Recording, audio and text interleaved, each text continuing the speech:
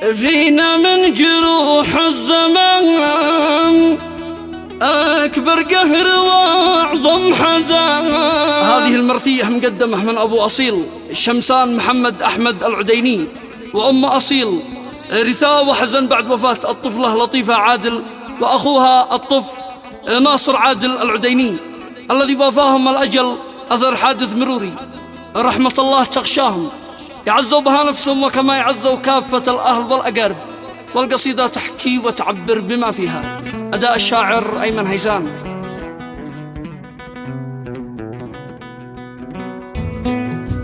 يالله يا القوي يا المعين، بك نبدأ وباك نستعين. من يسمع عنينا الحزن غيرك إلهي لنا. فينا من جروح الزمن أكبر قهر وأعظم حزن. فينا ضيق هد البدن أحرق بالأساك بدن. قال صار حادث صعيب بقى ناس وأقرب قريب.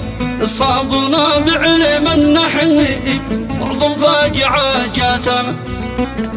يا ناصر عادل أغلى ظنين في الحادث أتاه اليقين. هو واخته لطيفة حنين غابوا واختفوا عنا. ناصر عادل أغلى ظنين في الحادث أتاه اليقين. هو واخته لطيفة حنين غابوا واختفوا عنا. شمسا قال كم قد بكى كي كل يوم اكتفى. بعد الليال اعتمى اصبح كل وقتي عروه. يا غبني ثلاثة غضب من فرقة سراج عيون. لو قد مت انه يهم من هذا الحزن والعانى. ناصر كان نور السنة واخته وردة الياسمين. في القبر اصبحوا ساكنين يا غبني ويا قهران. حادث باصدامي عميق في الصدمة صحاكم صحيح. سيل دمهم في الضرامي ليت السالم من دمام. قمت امشي ودمعي تسيل نادت بالحزن ام اصيل. يا شمسان راعي قليل ويش العلم ذي صابنا. وش العلم ذي صابنا. قمت امشي ودمعي تسيل نادت بالحزن ام اصيل. يا شمسان راعي قلمي وش العلم ذي صابنا. كانت من بكاها تصمي هذا العلم ما هو صحيح.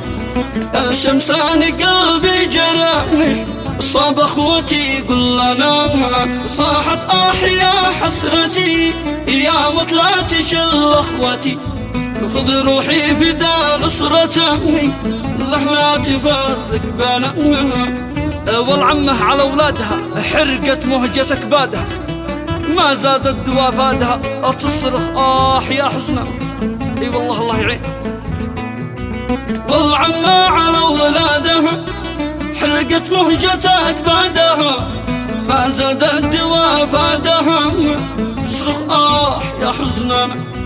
والعم في جروح الطرح طرح كيف يسلاوي كيف يستريح. أولاده بوسط الضريح يا غبنا ويا غبنا. أعظم جرح وكسانين يحن تدفن عيون الظنين. تتمنى وأنت تدفني أهون من فراق الظنا.